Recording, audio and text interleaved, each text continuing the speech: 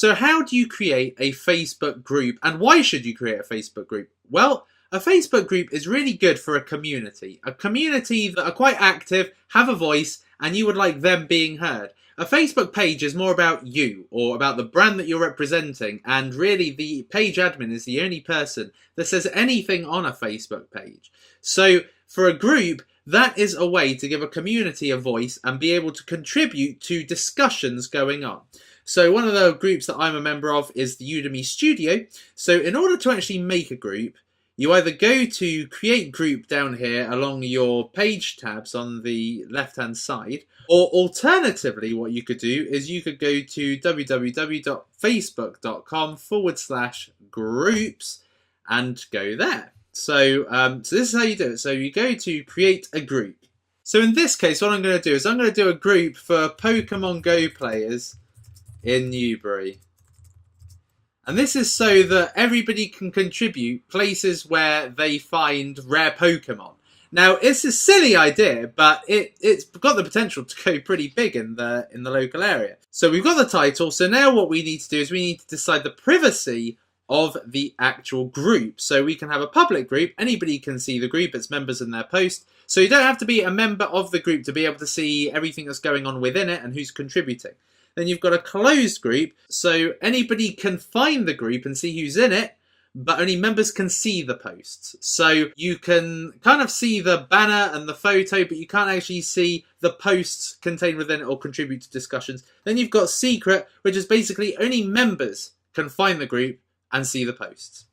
So I'm going to do a public group. So I won't let you go any further unless you add somebody to the group. So I'm going to add Gemma Lowe to the group and then create the group. Then you've got to choose an icon for the group, something that best fits the group, because this will be next to the group name on the sidebar.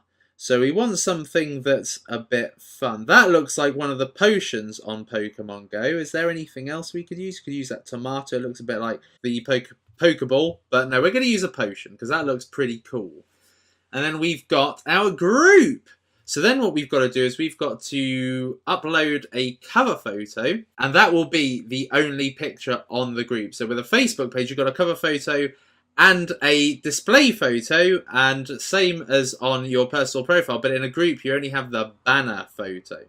So the way to add members, so let's say you've just started, the way to add members is basically to click into this add members field and just type in names.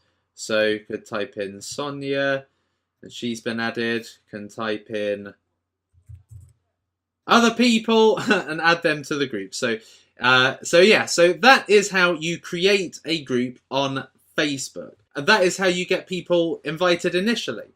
Now, in order to get your group going, what you should do is you should find very similar pages. So let's say Newbury. So if we find the community page for Newbury, which I also own, what I could do then is I could put in this message, in my page, I could put, there is a new Facebook group for Newbury Pokemon players. Join here.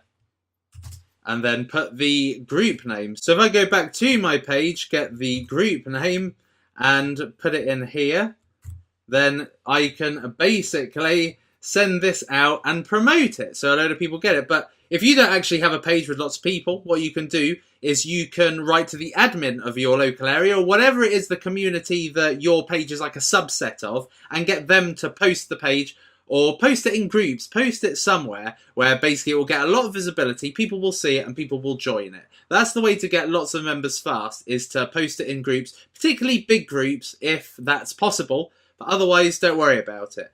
And then what you should start doing is start creating some content. So you should start putting some pictures, putting some videos, and making sure there's a good profile photo for your group. So there we are. That is how you do a Facebook group and how you promote it and get your initial members. So I hope that's helped, and I'll see you in the next lecture.